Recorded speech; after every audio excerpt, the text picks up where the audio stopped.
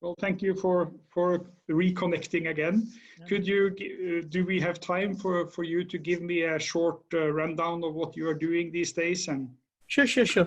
I moved to, as you know, Central West Asia department. So we're doing quite a number of hydropower rehab project. I have a few projects in Kyrgyz Republic.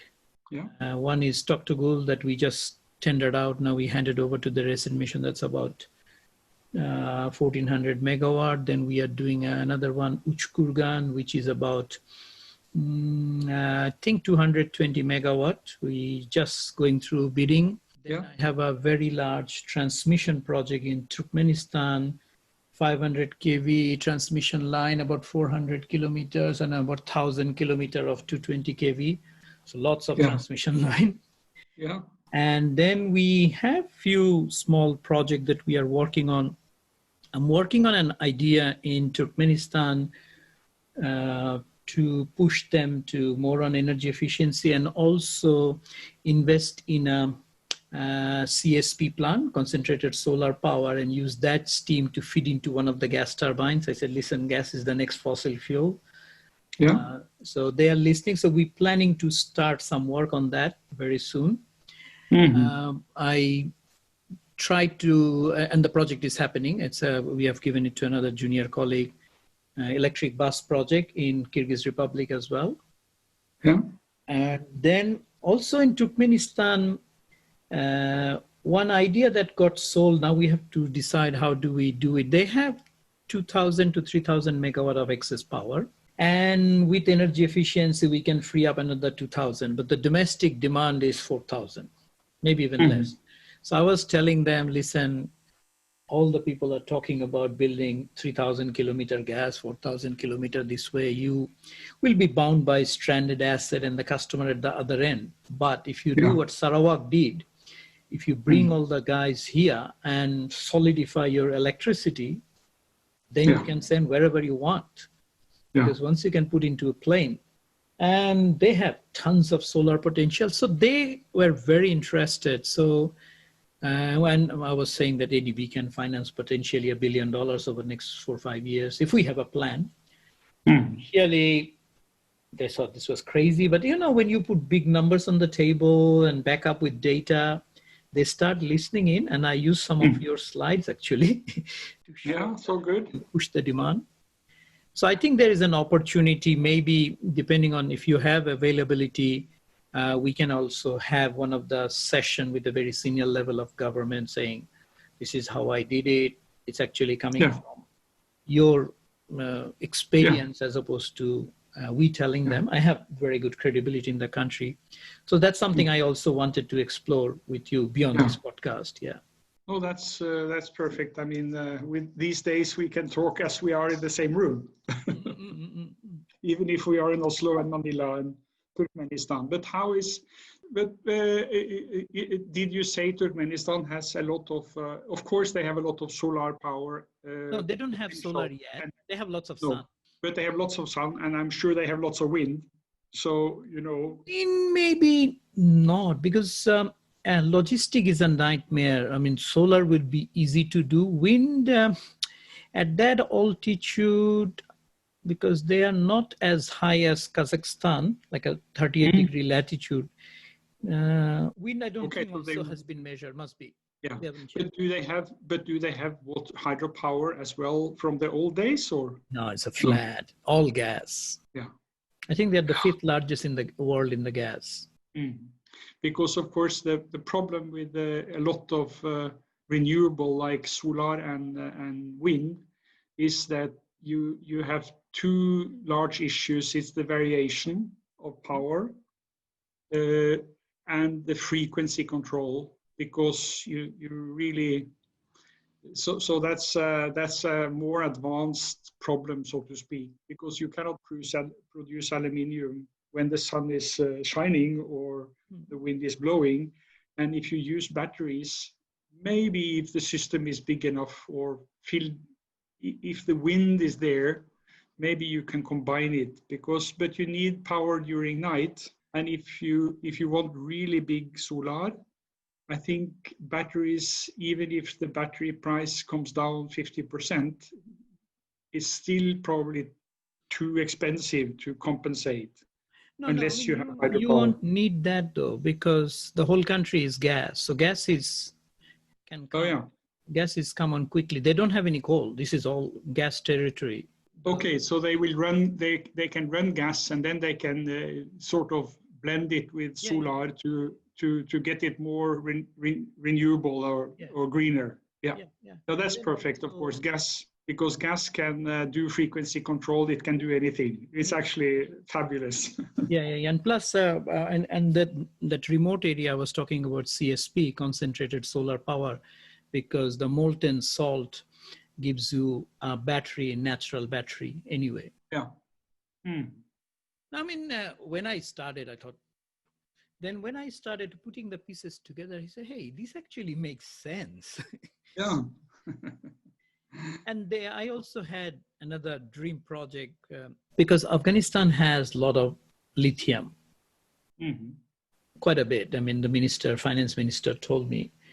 And the Turkmenistan Power Center, where they have 2,000 megawatt potentially excess Mari substation, which is just few hundred kilometers from where Afghanistan has those lithium in brine form. So it's basically either pipe it or truck it, and then you can solidify it into an ingot. Then, of course, you can take anywhere else, the lithium in raw form. So that's something we thought would be a very nice project, and Kazakhstan was also interested at the time. We can do a lithium factory because they have a large car industry, but this was about 5 years ago. Still, people did not understand that much lithium. Now everybody seems to be electric. Yeah, of course. Now it's. Lithium champion. I'm sure they have a lot of visitors from the Rio Tinto and the big guys. So I mean, now we have a lot of those opportunities, so we can tap into this as well. And then I started this podcast during COVID. I thought, okay, it's a good way to spend a bit of time, talk to some interesting people, and it's fantastic. I really enjoy talking to you again, and of course, if we can contribute with anything, we'll be happy to do that. No, we are really focusing. Since I left Sarawak, I tried to get. I tried to retire, but it didn't work. That was too boring. So I started to do a bit of consulting, and then that was too boring. And then I thought, okay, I'll do something serious and difficult again. So we started with this project of building a gigafactory of battery cells in Norway. I'm not sure if you are familiar with the battery, let's say, value chain, but of course the minerals that goes into, we already have discussed, it's refined, and then it goes into something called active material, which means you have a cathode and an anode blending with graphite, silicium, for instance, on the anode, and nickel, mangan, cobalt at the cathode side. So our plan is to build a gigafactory. It's actually a plant that is so big that it's almost like unheard of. It's 500,000 square meter building, producing about 32 million kilowatt hours of battery cells a year. And the reason why you need to build it so big is really economy of scale. Because the cost of batteries have come down from about $1,100 per kilowatt hour to today's level of, let's say, $100 to $120, $130. And this is just because it's industrialized, and actually they're building larger and larger plants. So today it looks like it's still a good business, 15 to 30% margin, depending on your ability to run the plant on, let's say, top speed, on full utilization. Some of the plants in the world have difficulties in running it at the nameplate capacity because it's quite a delicate process. It's a complicated process, and skilled workers, of course, is a scarce resource in most part of the world. So we hear rumors about relatively low availability of the plant, so to speak. So right now we're looking at building a 2 gigawatt fast track. It's sort of a brownfield inside an industrial park. And we hope to start building it next June, July, to start production early 2023. And then in parallel with this, we are maturing then a 16 gigawatt times 2 giga plants in the same area. So the fast track will be sort of a pilot plant, proving that we are able to do this, proving to the customers, proving to investors, but still don't lose too much time, because we believe we need to be in the market in 25, 26 to be super relevant. By that time, in Europe, we see, or the market see, that they need 10 to 12 plants altogether, this size plant. And it's currently, we are number 4 or 5. So we don't want to lose out to be number 10 or 11, because these predictions is, of course, super unreliable. I mean, the market, whether the market needs 12 plants or 9 plants is absolutely no one's guess or anybody's guess. So we are trying to keep pace, and we just lifted about 13 million euro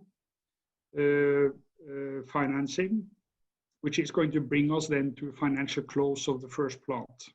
So that's really a big achievement, and it shows that people believe in the business model, they believe in us, and hopefully, and also, of course, we are pushed a bit or helped a bit by the sort of green initiative, because if you compare a battery produced in Norway compared to the batteries the European car manufacturing industry is importing from China today, it's a huge difference in CO2 content.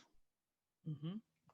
Because we are producing, we're using renewable power, and most of the Chinese plants is using a mix of a small portion of hydropower, but a large portion of coal, of course, in the Chinese industrial areas. If we look at the way we see the market for because this market is, of course, driven by the electrification of the car fleet. Mm-hmm. And I'm sure you are more familiar than me with the fact that if you look at the efficiency of energy going into transportation, mm-hmm. Electric cars may have an efficiency of somewhere between 80 and 95%, while a combustion engine will have an efficiency of somewhere between 18, some claim 40%, but I believe maybe 25 is more correct. I was saying 24, yeah. Yeah. So if you look at countries like China and India that are depending on importing energy, or at least oil and gas, it's a tremendous advantage in terms of savings of energy if you can use, I mean, if you disregard CO2, if you disregard everything, you just look at the energy efficiency, then electric cars is really a significant better product than the combustion engine. I mean, I don't need to convince you, because you tried to convince us back in the days in Sarawak. So that would have been a fantastic project. We actually, I'm sure you remember, but we bought a few Nissan Leaf, to start that sort of process. Now they have, our friends in Sarawak have because the new chief minister, which is not so new anymore, but he believed much more in hydrogen. So now they are working very hard on hydrogen buses and all of this. and that may be a good idea. I'm not sure, because again, hydrogen has the same problem. It's actually the energy efficiency of hydrogen processes is maybe up to 40%, but normally you use gas to produce it, and so you have actually a CO2 issue still. At the end of the day, you are running an electric motor with hydrogen, right? Yeah. So hydrogen car is an electric car, right? Yeah. So why you convert, because to hydrogen, it becomes cheaper, hydrogen is redundant. Hydrogen may be very good as a seasonal storage for Kyrgyzstan or Tajikistan. Absolutely, and for maybe for heavy trucks, and certainly for long haul ships.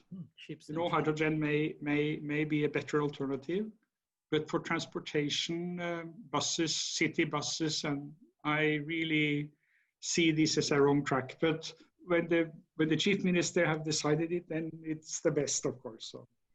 I mean, yeah, I kept on connecting with Nick, right? So Nick was also telling me what's happening. Yeah.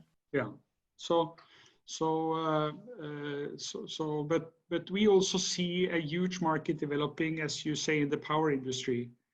So the way, if you look at the 2030 numbers, we believe the world may need something like about 2,000 in 2030, maybe as much as 2,000 gigawatt hours of production capacity. Today's capacity is about 300. So it's like a 6 times growth for the next 10 years in need for battery capacity globally, annual capacity for the transportation area.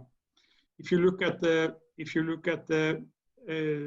energy storage or the power market, it's quite interesting because it's so many different ways battery can play a role, and I'm sure you know they already play a role in frequency control and all of this. But our view is that you may need as much as 150 gigawatt hours of capacity globally just for energy storage type of market, which is like peaking capacity, it's energy shifting, it's transmission control, it's distribution, residential, and so on and so forth. So it's a huge market. So we are sort of looking at both energy storage, marine applications, and EV.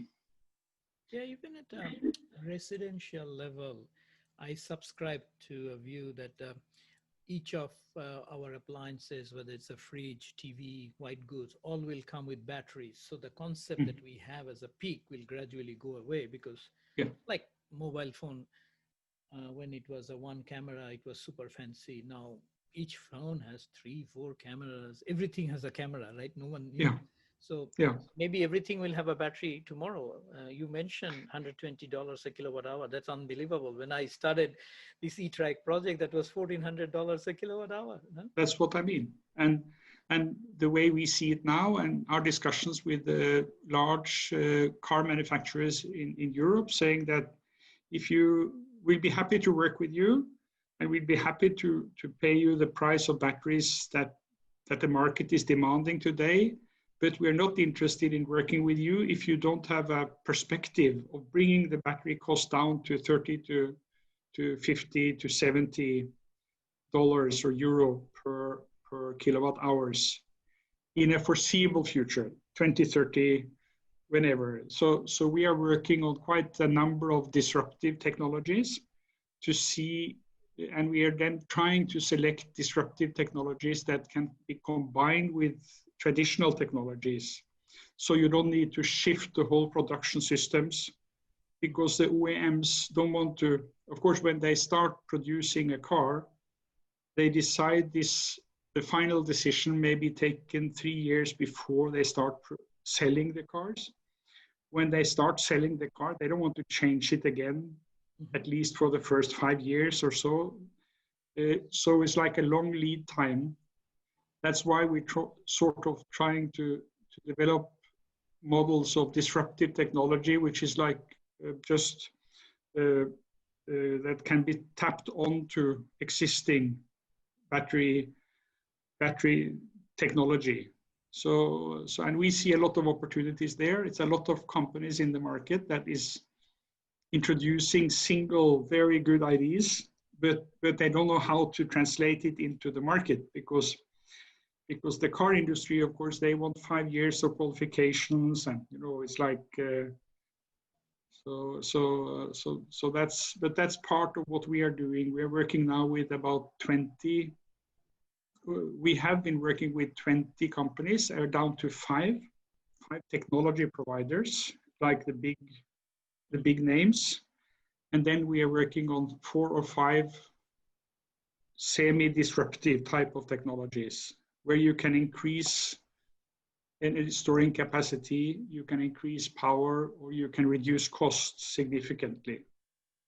So hopefully we'll be able to announce something by end of this quarter with one of the technology providers that we are now working very seriously with to qualify them.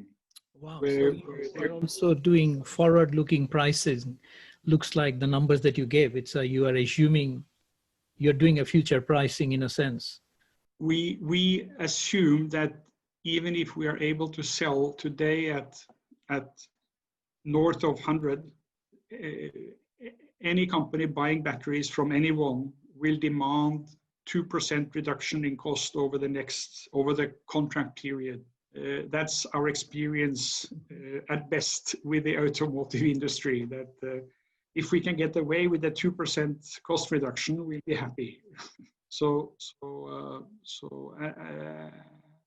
And as one of the biggest in Europe told us in a meeting October last year, if we, as one of the largest automotive producers in Europe, if we are not able to reduce the cost of batteries by 2030 down to between 50 and 70, we will be out of business. Wow, that's good. But that will have a tremendous ramification on the electricity industry. I mean, with the $50 kilowatt or even $100 kilowatt hour price, you're talking about every house will have a 100 kilowatt hour worth of battery, because a lot of developed countries, like in Australia, all houses in Sydney are $1 million. So if you put a $50,000 in a house for batteries, that will add tremendous value, right? So absolutely, $10,000 in a house, on house value $1 million is nothing for a battery.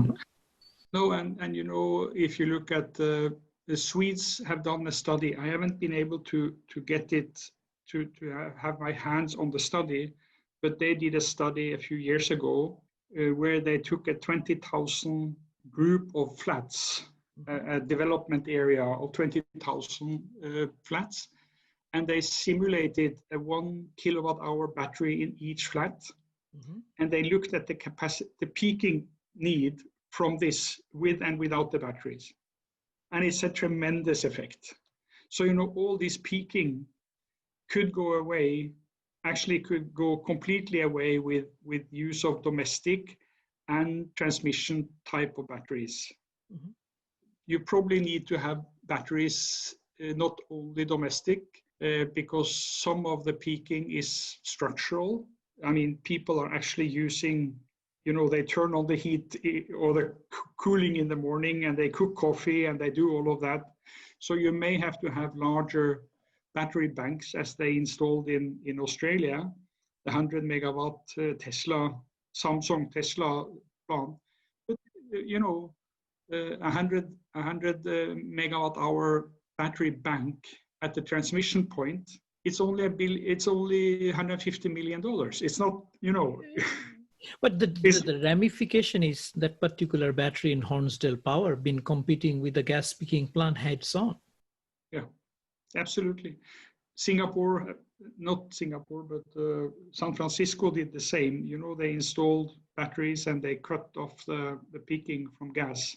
But of course, then you have a lot of issues with the recycling, with the cobalt, and so on and so forth. So that is another stream that everyone is working on, and we are also engaged in this, in trying to develop batteries that are as stable as today's cobalt batteries, but without cobalt. And I'm sure it's going to, the decade that we are in now is going to show us tremendous progress on the battery side, or energy storage, because nothing much has been done. I mean, since 1990, the lithium-ion batteries is virtually the same, and it's a new invention. It's not like 100 years. It's actually just 30 years. So tremendous things are going to happen, and it's going to impact all of us, especially in the power market, I believe.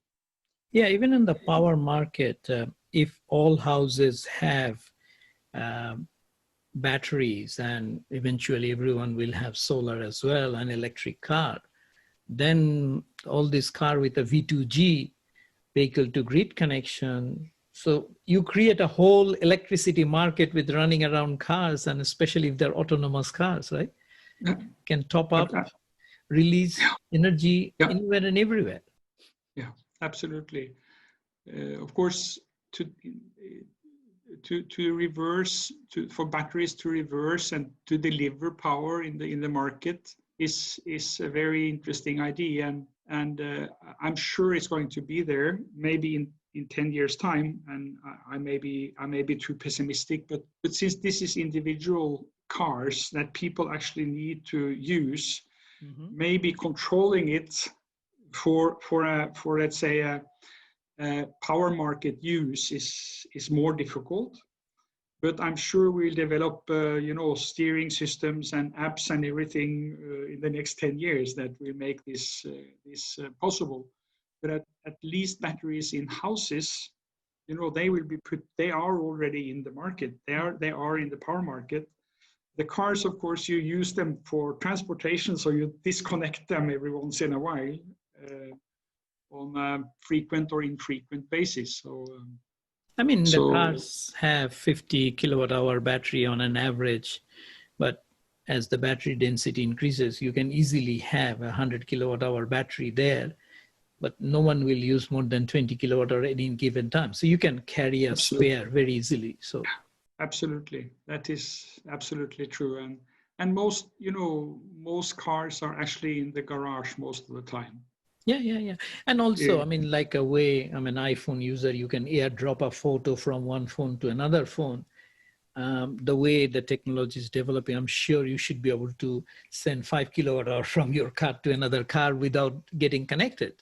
You're just on the red light. Just on the red light. That's a good one. That's a very good one. So if you need some cash, you just drive by someone with little electricity, and you offer him a high price power for. No, but today that's happening. I was at a doctor's chambers the other day, and somebody came out and she was asking everyone, "Excuse me, can someone give me a power bank? I ran out of my phone." And then so many people offered. Everybody had a power bank. Now, that was unimaginable 10 years ago. Yeah, but everybody absolutely. Carrying in their bags some milliampere hour. Yeah, that is absolutely true. And cars will be used in the same way. It's just a matter of organizing it and getting it commercialized, because it needs to be commercialized, of course, not regulated, because if you regulate it, it's going to be very difficult. But if it's commercialized, then if I can sell power during peak hour at 3 times the cost of charging it during night, then it's very interesting. So yeah, even, I mean, the way the prices are coming down, I also think that maybe electricity will become sort of free in a sense. It becomes all capacity charge. You don't have any incremental charge, because once you have installed a large solar or a hydro, your operation maintenance cost is very little, right? The cent per kilowatt hour concept came from kilogram of coal or a liter of oil that you had to put on this end, right? Absolutely. And I have argued since the 90s up to 2015-16 that the power prices in the world, in Sarawak, for instance, is very low.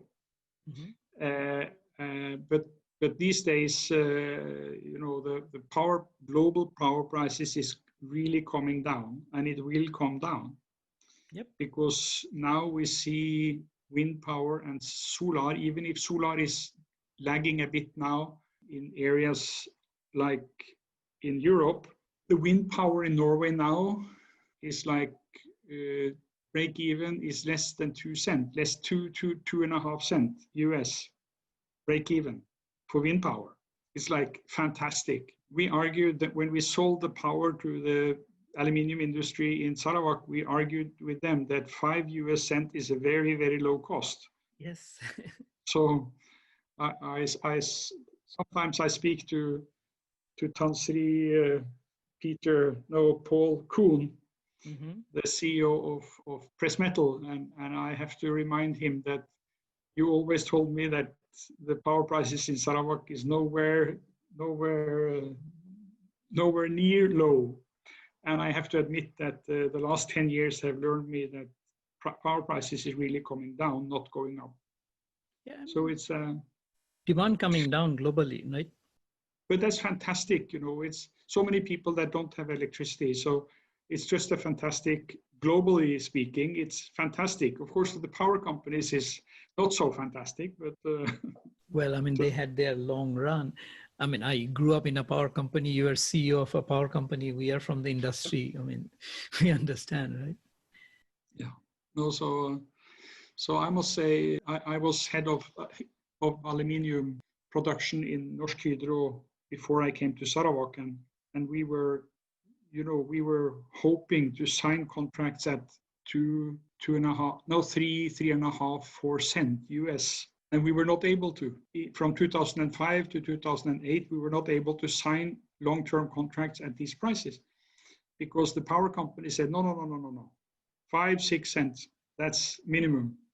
Now, my colleagues in Norsk Hydro have signed up contracts much less than what we were actually willing to sign 10 years, 15 years ago. Yeah, and aluminium is such a fantastic load factor, right? Flat load. Yeah. So times are really changing. But we feel really fantastic to work with the battery space because we believe, first of all, we believe it's a good business. It creates a lot of jobs. It's advanced production, so we can utilize Norway's benefit from the aluminium industry and other advanced process industries. We can buy power in Norway today at about 3.5 US cents, and it's all green. So we really believe that Norway is the most favorable place to build a battery cell plant in Europe at all. And then, before Corona, the European car industry said they really want to diversify away from, let's say, China, because they are worried that the Chinese car industry is going to outmaneuver them if the total car industry in Europe is depending on Chinese batteries. Okay, yep, fair enough. So, the Politburo in 2025 can say, no, now we have a ban on export of batteries, but we will subsidize export of electric cars to Europe.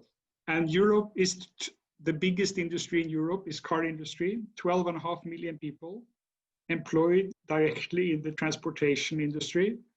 So we believe that building a plant in Norway is a no-brainer. It's just difficult to do, and we need the financing, and we need people to believe in us, and so on. But I put together a very strong team, industry team, and we are technology agnostics, so we will select the best technology joint venture partner, and then hopefully by 2023 we have the first plant up, and by 2025 we have the second and third plant up and running, producing batteries, supplying 600,000 to 700,000 electric cars a year. Now, on the upstream side, are you getting your lithium from Australia, or where are you getting your lithium from? Norway doesn't have lithium, no? Norway doesn't have lithium, at least for now. Where we actually will not source lithium because we will source active materials, anode and and cobalt, anode and cathode. But we are in discussion with lithium producers in Finland. A company called Nordic Mining has a 10,000 ton production capacity of lithium starting up in Finland next year. So our need for a biggest plant is about 6,000 tons. So we hope that we are able to actually source the whole of what we need locally in the Nordic countries, because both Sweden, Norway, for instance, has one of the biggest graphite mines in at least in Norden, producing much more than we need. And nickel, Norway has the biggest nickel production in Europe, 60,000 tons. Finland is starting cobalt production as well. So we hope that we are able to source this locally to sort of get out of the discussion of cobalt coming out of mines with child works and all of this. In Africa, yep. Even though we believe you can get certified mines, the market, of course, will always distrust certified. Certified by whom, and do they really trust it, and so on. But when we talk to the big OEMs in Europe, they are very concerned about this. So they say, if you are not able to supply certified material, we have secured it, so we will supply you with certified material, because we must know where every bit of minerals is coming from. But we hope to build a sort of a battery industry in the Nordic region, mostly based on local resources. Okay, so then what about downstream side of it? Are you all selling directly to car companies in Europe, or you're going beyond as well? No, yeah. Well, whether we will be selling to car companies anywhere else than Europe, we have dialogue with 2 Japanese producers of cars, but mainly for their European cars, for their supply to Europe. When it comes to the power sector, it seems like US is leading. So I think we are now lining up about 10 utility companies in US to discuss with them on the batteries for power type of aspects. So our sources are telling us that the utilities in US is very forward-leaning on using batteries in their system. So hopefully that's going to materialize and become a maybe not so slim margin market, that that we may be able to provide them with a better product, and then the margin for us could be slightly higher than the automotive industry. Even if the automotive industry right now is very high, we expect the pressure there is going to be tremendous. Yeah, I mean, also in a post-COVID world, I think this strategy of diversifying from a single source or a single country will be in everyone's mind, right? Absolutely. Yeah, post-COVID, the supply of batteries in Europe is going to be it was on everybody's mind before COVID. Now it's going to be even more. And, with the trade war looming between US and China, that will affect all of us. So it's just a number of issues that is pointing to the same direction, that we need more locally produced vaccines, medicine, so many things. Food, I think people just saying, globalization has gone too far. Yeah, and the cost pressure may be less important. We see now in Sweden, up to last year, we did calculations on plastic versus paper bags in the shop, and everyone says, and that is true, the environmental impact of plastic is less than the paper if you look at CO2 and these kind of things. But now microplast issues comes up. So now in Sweden, we are not able to buy plastic bags in the shops at all.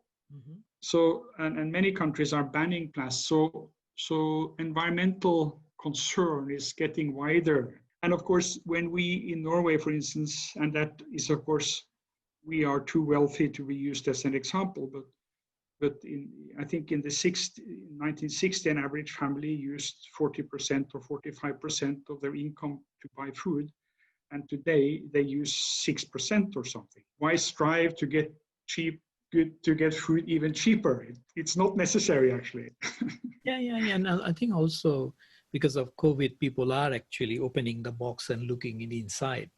Doesn't matter Absolutely. the food, whether it's your car or your telephone, everything. Where is this coming from? Yeah. Before, that question was never asked. No, it was the cheapest and the best, and now geography is going to count. No, that is true. I'm really eager on the discussion we had on areas in the world that can produce cheap power, because as a matter of fact, most poor countries in the world can produce very, very inexpensive power. Yes. It's a fantastic opportunity for bringing electricity to everyone, and also industrial jobs to people, because as we spoke of a bit earlier, cost of power is getting less and less, and maybe, as you say, maybe future power market is you're not paying for electricity, you actually just pay for the access to the plant. Yeah. I mean, exactly that thought came into my mind. I was calling my mom, who is in Bangladesh still. I mean, first time I called her when I left Dhaka in 1986, it used to call, I think, $3.80 a minute. So you will basically prepare what you're going to say, right? Yeah. Expensive True. Student. And now even if you call on Skype, it calls tiny. And if you call on a iMessage, you can talk for 2 hours. It doesn't cost you anything. And it's video. No. So it's unbelievable where we are in the telecom. Yeah. Absolutely. Why can't that happen into electricity? Why it has to cost incrementally? Because there's plenty of sun out there. Yeah. Wind, right? Yeah. No, that is disruptive business models. I'm sure that's going to surface in electricity as well. And batteries are going to be part of that. So that's very interesting. Actually, Nick told me that they were in dialogue with some Chinese Australian company that wants to look into battery production or maybe lithium carbonate production, refining in Sarawak. Wonderful. Based on the power there. So I've spoken to him lately, but not about this. So that's about a year ago or so. Yeah, I spoke with him actually last week or the week before on something else again. Okay. Something he's doing with Indonesia and the Kalimantan side. Yeah. I mean, Torstein, this is fantastic because you are now leading as a CEO of a battery conglomerate. Everybody wants to be a Giga-factory. Everybody thinks about Elon Musk. Now you are Europe's Elon Musk, right? I don't think so. It's very, very challenging to compare anyone with Elon Musk. So I must humbly say that is not correct. But what is interesting here is that we actually can dream big, and this is actually an opportunity to do something very significant, but nothing like Elon Musk have done, because he has, if it wasn't for him, because the car industry, of course, they didn't want this change. Definitely, they're still trying to resist, yes. They still, and why is this? I mean, when you look at the combustion engine, it's maybe 20,000 pieces. An electric car is maybe 1,500 pieces. Combustion engine needs services, and they earn more on tear and wear than they earn on the car. In the electric car, it's no tear and wear. So the whole aftermarket is actually gone. So this is a real disruption in the car industry that also is going to change the face of that industry. Yeah, I mean, and they knew this, otherwise they would have captured this opportunity. They knew it and they didn't want it to come, but Elon Musk actually forced them into this market. So also the psyche is changing in terms of car. I interviewed someone last week on my podcast, and she was saying she's a strategic head of a Chinese car company. And she was saying they have a robot. You come in the car and you tell the car, turn the aircon up, get the windows down. He said, no knobs anymore. Yeah. there is a AI Yeah. sitting in the car who takes all your instructions. So why you have to look for a knob? Yeah. I mean, car No, industry has never done that for us. I just bought a new a Mercedes EQC, Mm-hmm. and it's, you know, fantastic. To For me, it's a tremendous progress from my last cars. I've changed car now every year because I have this job, so I need to follow on what they do. And this, you know, the automotive driving now, in what you in the cruise control, when I drive this car, it breaks down when they see a curve automatically. Mm-hmm. And if I turn on the blinker, even if I'm on cruise control, it starts slowing down, and it's like a fantastic development. And you know, this is just the beginning. Just the beginning, because you will. By the time I retire, of course, you're much younger, but by the time I really retire in 5 or 10 years' time, I'm sure I can just go into my car and say I want to go to the mountains, and he will just take me there. I can have a chat with you. Yeah. I mean, I drove a Model X in Sydney on a test drive, and with a hands-free on a freeway. It's unbelievable the way the car was driving and managing distance between two trucks on the both sides, the gap in the front. I accelerate and it won't let me. And then when I came to the side lane, it was showing these are all the car parks. You pick up a car park, it just parked. And that was 3 years ago. I'm sure they have multiple firmware updates since then. It's fantastic. So we just seen the start. So we are living in a very, very interesting time, although also challenging with the COVID, because I have a flat in Spain and a summer house in Sweden, and you know, now we're reconsidering everything. Do we want to travel at all? You know, so it's. So just one question I have. I mean, of course, you had a fantastic career. You're still leading the world in one of the best technology that everybody is interested in. So what will tell a young, fresh graduate who's coming out as an engineer or a technocrat saying, how does the future lie? If I want to set up a business, what should I do? Yeah, so hey, that's a $1 million question. No, I don't know. I think, you know, the combination of, because I have built an organization now where I have some people that really are following their dreams. Mm-hmm. And I'm combining that with people that are technically very skilled. Mm-hmm. And then getting them to work together.